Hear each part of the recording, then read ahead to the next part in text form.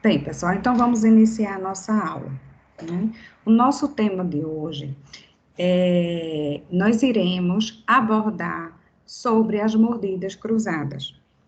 Então, é de fundamental importância que o clínico, de uma maneira geral, quando ele vai examinar um paciente, ele tenha esse conhecimento para que, caso ele não seja o especialista, não tenha uma pós-graduação em ortodontia, mas que ele detenha esse conhecimento para orientar o seu paciente da melhor maneira possível.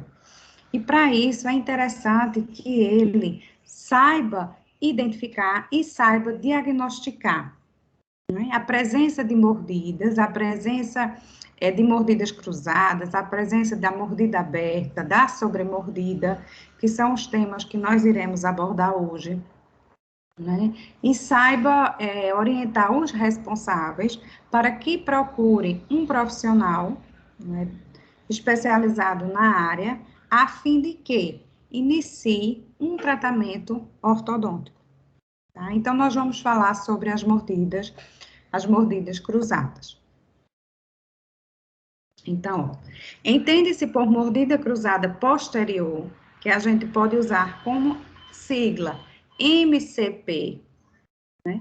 A discrepância no sentido transversal entre os respectivos dentes antagonistas, sendo de etiologia multifatorial.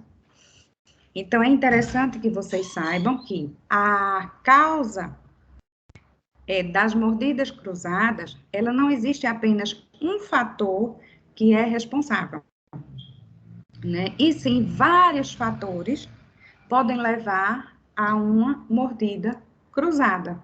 Então, é o que a gente diz que é etiologia multifatorial. E a mordida cruzada, ela nos mostra que esse paciente, ele apresenta um problema transversal, né? Então, vamos imaginar, deixa eu pegar aqui um lápis, que o paciente, né, transversalmente, né, no palato dele, vamos imaginar que era para ter essa extensão, né? E aí você encontra essa extensão, vamos supor, do tamanho do meu óculos. Não era para ser maior. Então, o que é que acontece? A arcada superior, ela fica sendo, de certa forma, abraçada pela arcada inferior, principalmente nos casos em que existe a mordida cruzada bilateral.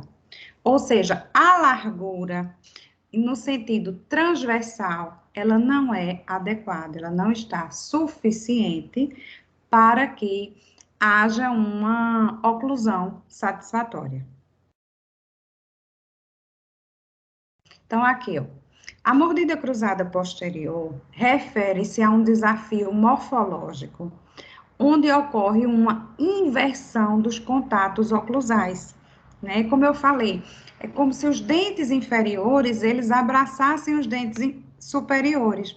Então, a gente pode dizer, em outras palavras, que acontece o quê? Uma inversão dos contatos oclusais, decorrentes de inclinações indesejáveis dos dentes superiores posteriores ou de uma deficiência transversal na relação entre as bases ósseas.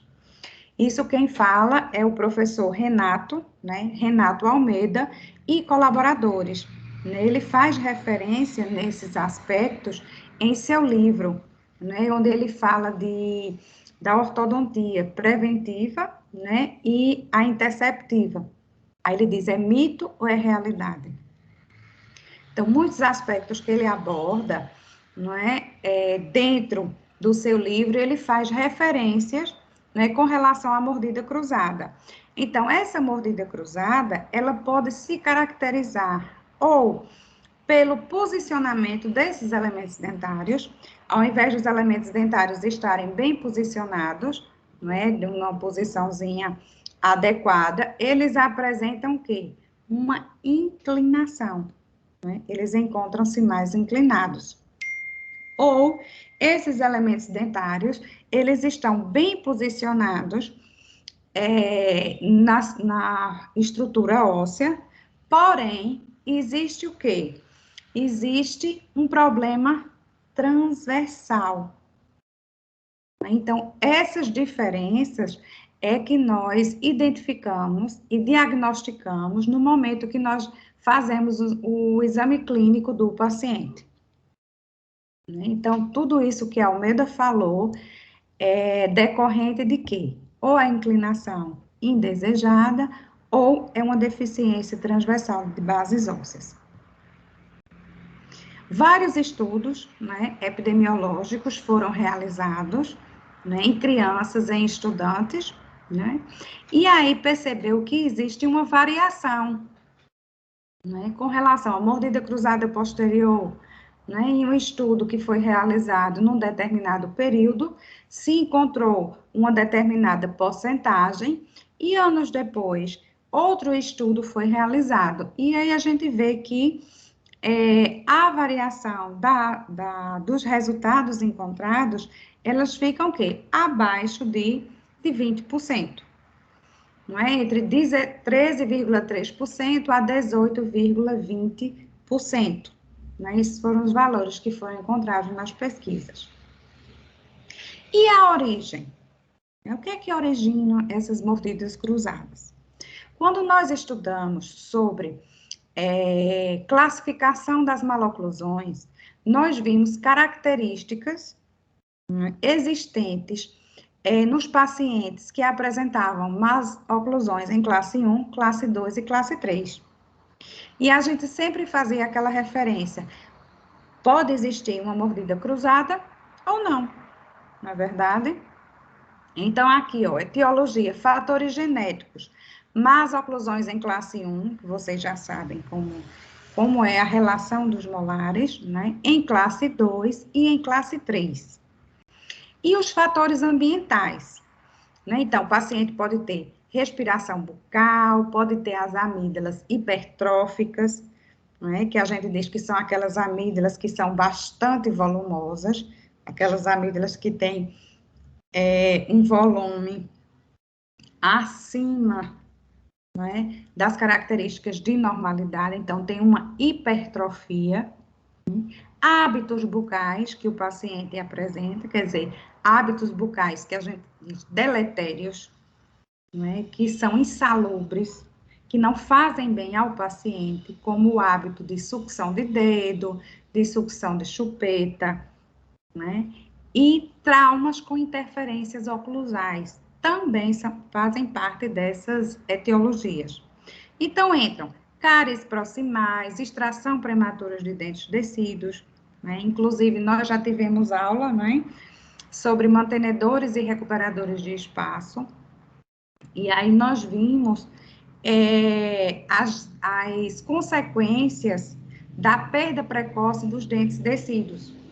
E aqui a gente vê que uma mordida cruzada também pode ser uma causa de uma extração precoce de dentes descidos.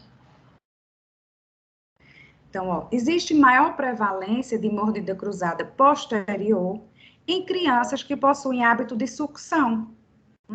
Sucção de digital, que a gente já falou, sucção de chupeta, Isso comparando as crianças que não possuem esse hábito.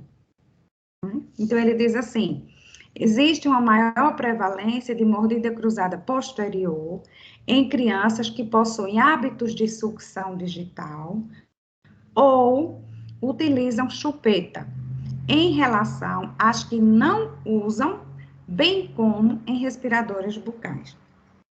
Porque a gente sabe que os pacientes que são respiradores bucais, o percurso que o ar faz, é um percurso que é prejudicado. Isso gera o quê? Estreitamento das estruturas ósseas. Então, os pacientes que são respiradores bucais são aqueles pacientes que possuem palatos bastante profundos, palatos atrésicos, palatos estreitos. não é? E esses palatos que são atrésicos, que estão estreitos, em muitas situações, a gente encontra pacientes que apresentam mordidas cruzadas. Os hábitos bucais, eles promovem um desequilíbrio das forças musculares externas e internas, imprimindo gradativamente deformidades ósseas, aí, né? Que dependendo da idade do paciente, podem ser de maior ou de menor gravidade. Então, os hábitos bucais, eles promovem esse desequilíbrio das forças musculares. Então, a mordida cruzada posterior, que a gente disse, né? O MCP, deriva de constricção bilateral. E aí a gente pergunta, o que é uma constricção? Né? Constricção é um estreitamento. Então, uma constricção bilateral da maxila, né? E no início está associada a um desvio lateral de mandíbula durante o fechamento bucal devido a interferências oclusais. Então, quando a gente faz o exame no paciente, que a gente diz assim, morda, não é? Ele vai fazer a abertura, morda. No momento que ele vai, né, os pontos no momento em que os elementos dentários vão se aproximando daquele fechamento, ocorre o quê? Um desvio. E esse desvio, né, ocorre um desvio lateral da mandíbula, né? E esse desvio, ele se dá devido a alguma interferência na oclusão. Então, aqui nessa imagem, vocês conseguem ver que eu coloquei essas setas para que o entendimento, né, fosse melhor, ficasse melhor para vocês. E a gente observa essa linha, a linha média, né, que foi colocada na arcada superior, e colocamos uma linha média, né, quer dizer, entre os incisivos centrais superiores, e aqui foi colocada uma linha também no sentido vertical, entre os incisivos centrais e inferiores. E a gente nota que existiu o quê? Uma diferença, né? Uma está para cá e a outra está, quer dizer, está totalmente desviada, né? E aí eu coloquei as setas para fazer o quê? A associação. Né? Uma está mais para o lado direito, a outra está para o lado esquerdo. Caracterizando o quê? O desvio.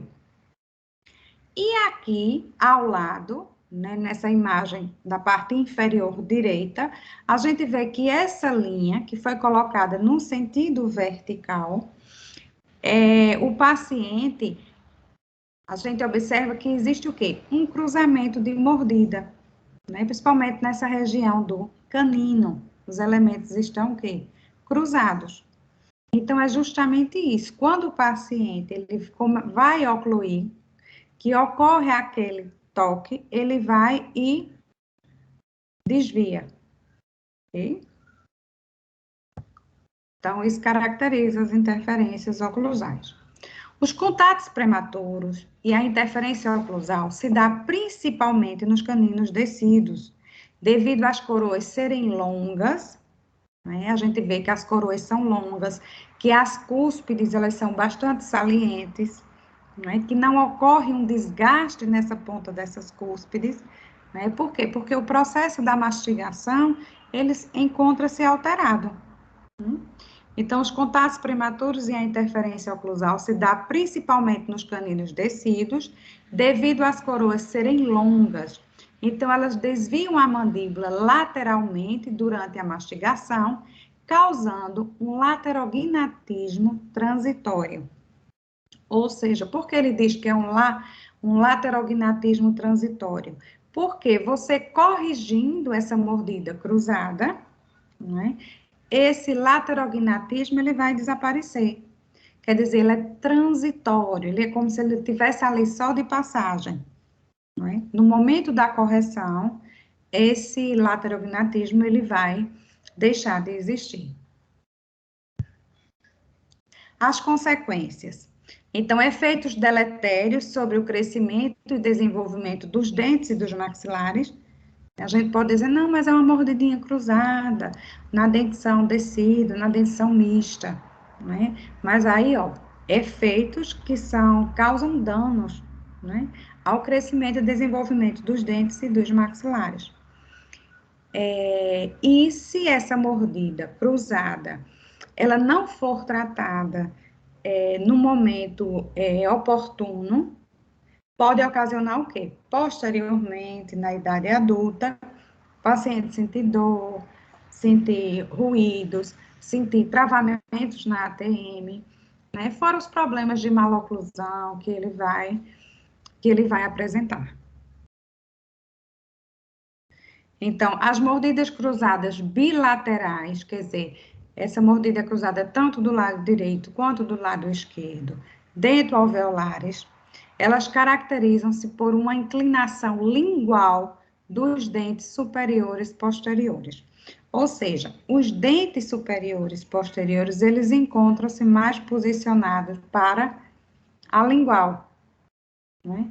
Então, a gente caracteriza que é uma mordida cruzada dento-alveolar. Por quê? Está envolvendo o dente e o alvéolo.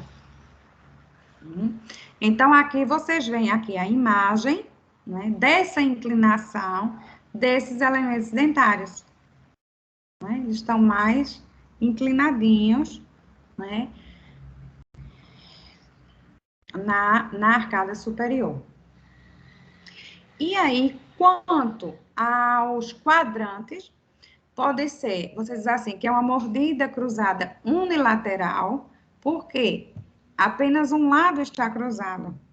Ou a mordida cruzada, ela pode ser bilateral. Os dois lados estão comprometidos, estão cruzados. Os dentes afetados, você pode ter apenas um único elemento cruzado, como é o caso aqui, ó, deixa eu colocar aqui o cursor. Vocês estão vendo eu apontando com o cursor a imagem? Então, aqui, ó. Sim, professora, dá para ver. Ótimo. Então, aqui a gente vê, ó, a mordida cruzada pode ser unilateral, apenas um elemento dentário está cruzado, né? Como é aqui o caso. Pode ser de vários elementos, né, de todo um segmento posterior, como aqui é o caso, ó, todo esse segmento aqui, ó, desde o lateral até o molar, né, bem posterior, encontra-se cruzado. E aqui a gente vê, ó, que esse cruzamento aqui, ele tem um comprometimento de 2 premolares. Então, é bastante o quê? Variável. Existe o envolvimento ósseo, que a gente diz que é um envolvimento esquelético, que é a mordida dentária, é uma mordida cruzada esquelética, né? Quando ocorre o estreitamento da abóbada palatina, ou seja, o palato, ele está bem estreitinho, né? Ele não possui a sua parábola bem definida, né? Tem um formato mais estreito. Então, existe comprometimento esquelético. E a parte dentária, que é justamente o oposto, né? A estrutura da abóbada palatina tem um bom posicionamento, tá com características de normalidade, porém, os elementos dentários é que encontram o quê? Mais inclinados para o lingual. Então, é interessante que a gente consiga distinguir essa diferença das mordidas, tá bom? Passar adiante. Então, existem pistas diretas, que é PDP, que existem as pistas que são bastante faladas, que pistas de Pedro Planas, tá? Então, Planas desenvolveu essas pistas para que elas fossem colocadas na face oclusal dos elementos dentários. E aí você consegue confeccionar essas pistas utilizando resina acrílica autopolimerizável, né? Então, ó, a primeira conduta para a mordida cruzada posterior será o desgaste das interferências oclusais. Caso não seja suficiente, a construção de planos com resina fotopolimerizável na face oclusal dos dentes descidos posteriores é o quê? É uma alternativa que vai auxiliar para que essa mordida cruzada, ela deixe de existir, ela se corrija, né? Então, inicialmente, a gente pode fazer o quê? Desgaste nos dentes. E quais são os dentes que a gente escolhe para desgastar? Os caninos superiores e caninos inferiores. Okay? Então, aqui, ó, tem uma imagem de uma sequência que a gente faz no desgaste. Naquele caso, a gente viu que a interferência que o paciente apresentava tinha um comprometimento de quem? Do canino, né? Que a coroa do canino é um dente longo, que ainda tem a ponta da cúspide dele, né? E aí a gente pode fazer o desgaste. E como seria esse desgaste? Nós iríamos desgastar o canino inferior descido, justamente como está se apresentando aqui, ó, nessa broca, com essa broca. Deixa eu botar aqui, ó. Veja, colocou uma broca aqui, e aí você vai fazer um desgaste com uma certa inclinação, né?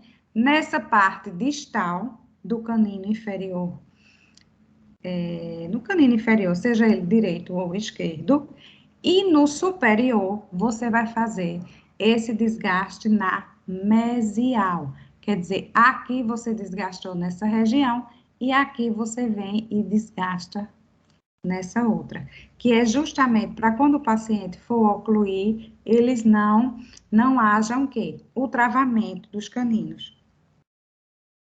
Então, aqui a gente observa ó, todo o processo que é realizado. Deixa eu ver se eu consigo fazer aqui. Ó, eu estou tentando desenhar, não sei se vocês estão conseguindo ver. O desgaste, ele vai ser assim, ó. Na face distal, né? Do elemento dentário, a gente faz ele inclinado. E o superior, a gente viria e fazia o desgaste aqui, ó. Aqui nessa região. Certo? Que é justamente para auxiliar nesse descruzamento da mordida. Então, vamos lá. Aqui nós temos uma situação em que foram colocadas pistas. E essas pistas, elas promoveram o quê? O levante de mordida. A mordida foi levantada. Então, isso aqui justamente para favorecer o descruzamento, né, da mordida. Então, foram feitas instalações nas pistas. E essas pistas a gente coloca onde? Nos molares. Então, ó, o tratamento da mordida cruzada posterior na dentição decídua, com desvio de oclusão, será o quê? Se você já fez o desgaste, se você já colocou as pistas e você não obteve um resultado favorável, o que é que você vai fazer? Você vai colocar um aparelhinho, um aparelho removível, tá certo? Por quê? Porque, ó, desvio de oclusão, uso de um aparelho expansor fixo, casos, né, para aquelas situações onde onde os ajustes, onde as pistas, onde os desgastes, eles não foram suficientes, quer dizer, nós não obtivemos resposta. Vou tirar aqui, fazer barulho. Então, aqui, ó, o primeiro atendimento com as pistas, né, de planas, então foram colocadas pistas, mas vocês observam que ele fez o quê? Um aumento com resina aqui, justamente para que o paciente abra e fecha e não gere o quê?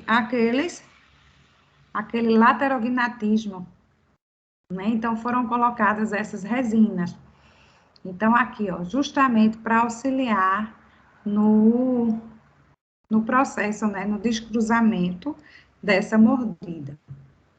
Então, ele diz assim, acompanhamento após 4 meses, Inicialmente foram colocadas, né, as pistas.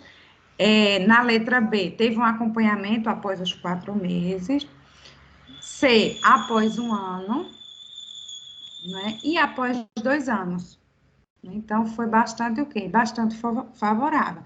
Então, são procedimentos simples, né, desde que você saiba intervir de forma correta. Então, existe uma diversidade de aparelhos, né, que a gente pode usar, e tanto a gente pode usar com expansão lenta, expansão semi-rápida, né, e uma expansão rápida. Então, aqui, repetindo sobre a expansão dentoalveolar, que existe o quê? A inclinação dos elementos dentários, né? Então, ó, correção da deficiência transversal maxilar sem envolvimento esquelético. Então, o problema está nos dentes, na inclinação dentária.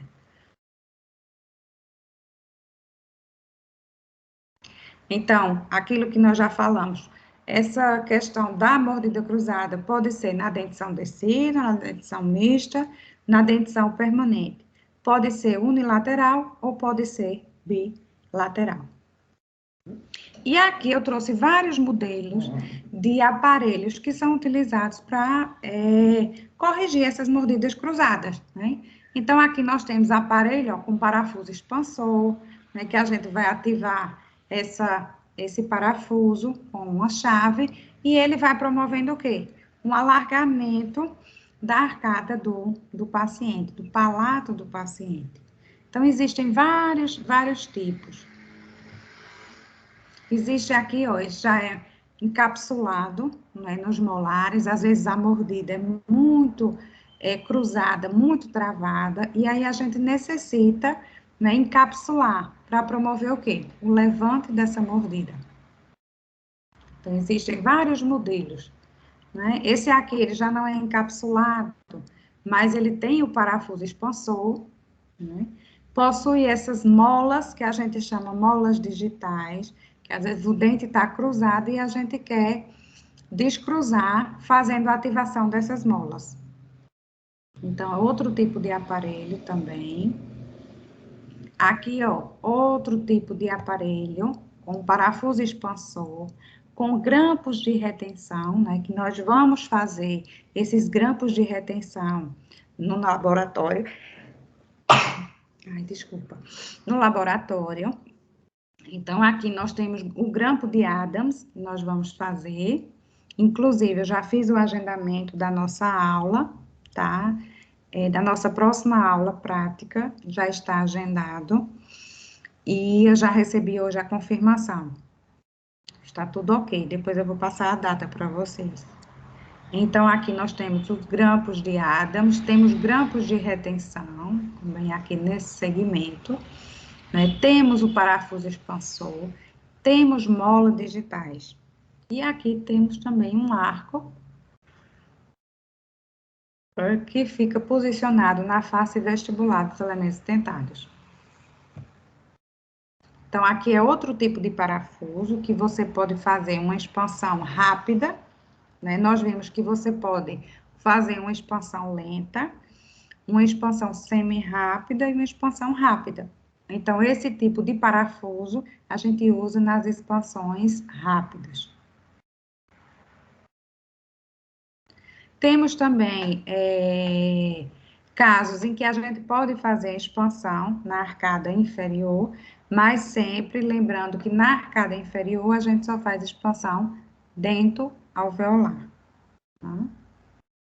Então, ó, a atuação é na base alveolar inferior, certo? Então, é pouco indicado, porque tem várias situações, vai depender de cada caso, certo? E aí, você também confecciona, coloca um parafuso nessa região, você vai realizar uma expansão lenta, nesse caso, né, que é justamente para promover o quê? A desinclinação desses elementos dentários.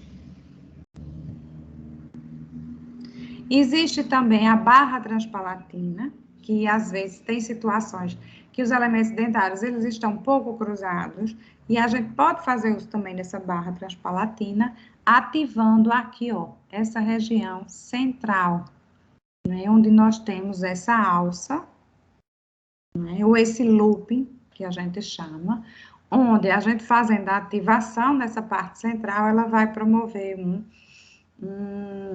aumento desse diâmetro. Não algo assim excessivo, né? No caso de poucos milímetros. Quando há poucos milímetros são suficientes para que o problema seja resolvido. Quando isso vai além, quando a gente precisa de mais milímetros, então a gente faz uso de outros aparelhos, de outra aparatologia. Então, aqui é um caso clínico, né, da minha paciente.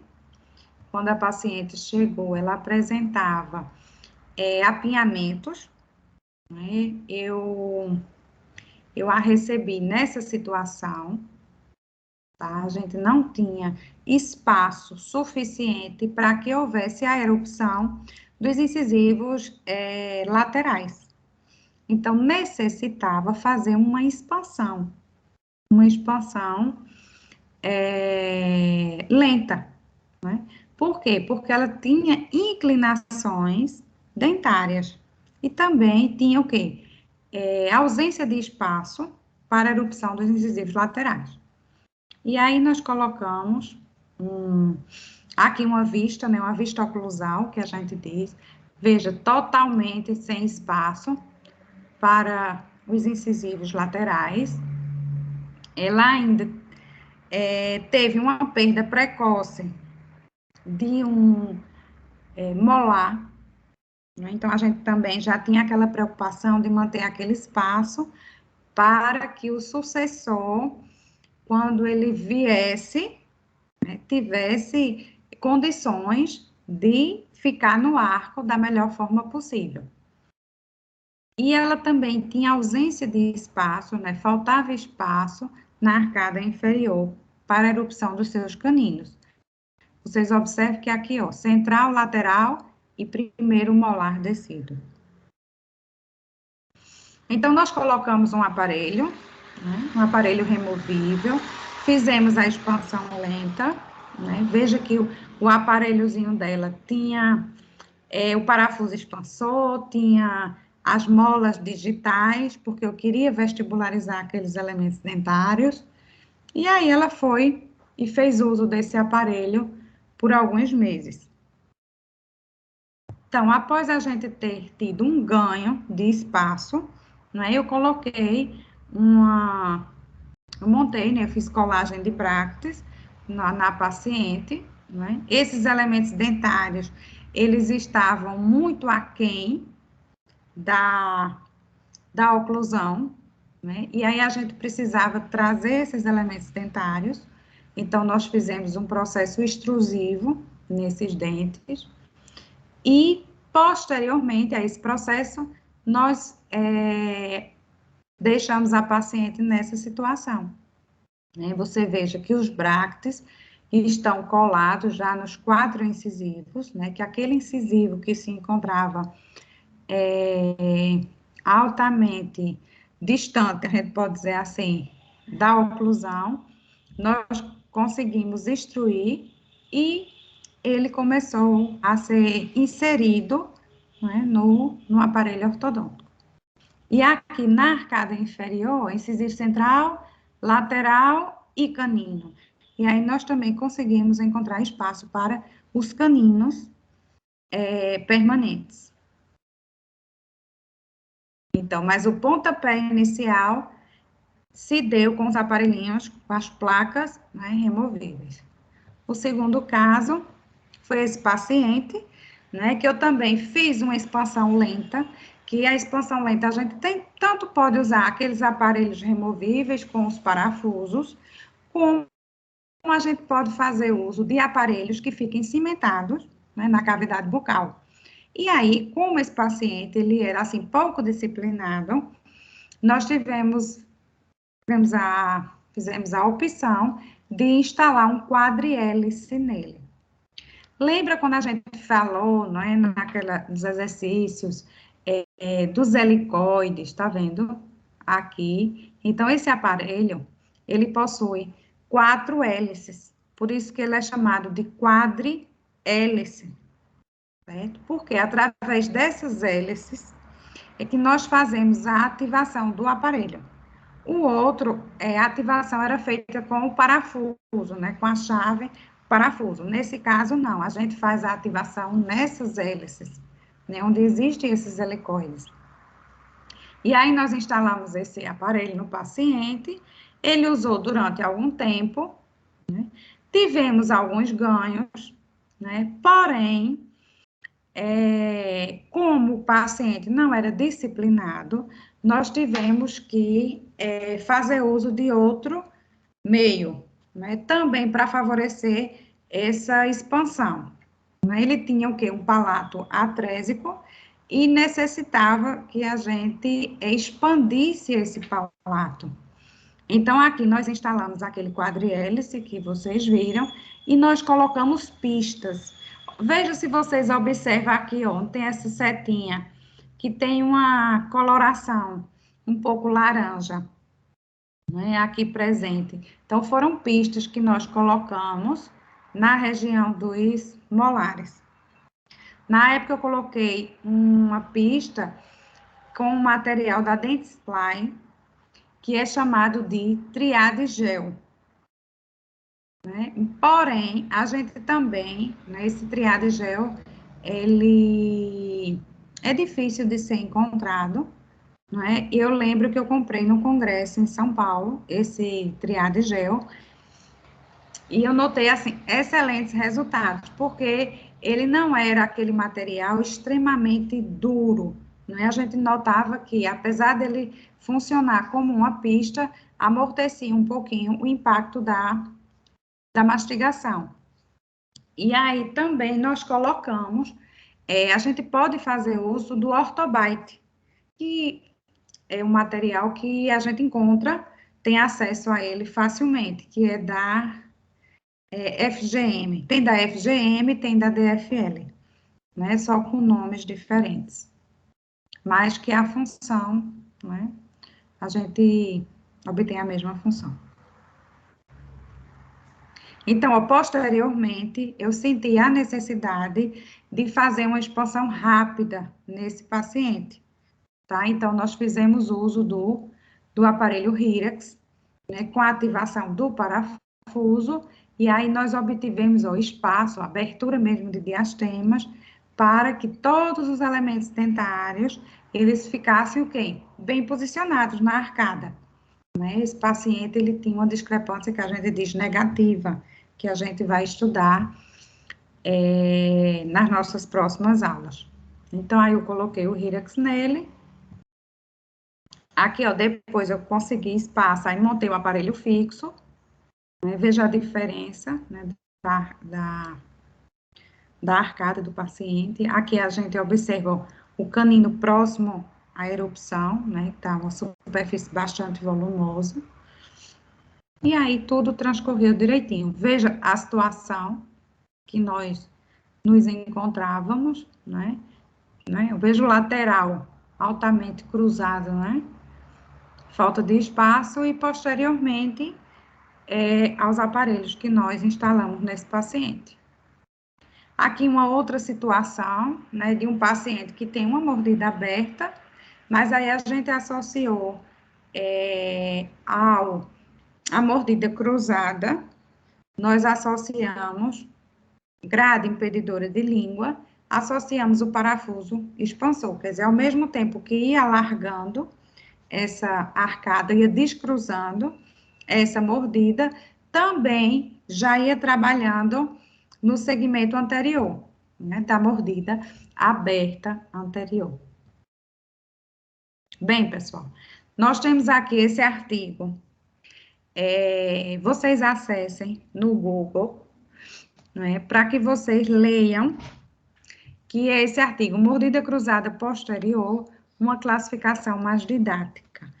Então, vocês vão encontrar e vocês podem ler, caso vocês encontrem alguma dúvida, né? Haja algum termo que vocês desconheçam, que vocês não consigo entender o artigo como um todo, na próxima aula eu estou à disposição para a gente fazer os esclarecimentos, ok? E aqui foi o que eu falei, não é? Isso aqui, aquelas pesquisas, aqueles gráficos que nós encontramos no início da aula, não é? Foram do professor aqui, não é? Que é o professor Renato de Almeida, que eu tive a oportunidade de fazer um curso com ele. Eu fiz um curso avançado de ortodontia, onde grandes nomes da ortodontia, autores de livros, né, renomados, eles vinham ao Recife. E aí a gente passava um final de semana assistindo aula com esses professores. Né? E um desses foi o professor Renato, e aí eu adquiri o livro dele, pedi que ele autografasse, e quem for enveredar pela ortodontia, eu recomendo que tenha esse livro, tá? É um livro muito interessante, né? Tem uma abordagem muito clara, um linguajar muito direto, existem muitos casos clínicos aí existentes, e é isso, tá, pessoal? Então, a gente finaliza essa nossa primeira aula, né, sobre as mordidas cruzadas, e aí nós vamos dar continuidade hoje sobre as mordidas abertas, tá? É uma sequência, nós vamos ver hoje as mordidas abertas, as mordidas cruzadas e as sobремordidas, ok, pessoal? Então, a gente vai finalizando aqui a nossa gravação e eu vou colocar a nossa sequência, tá bom?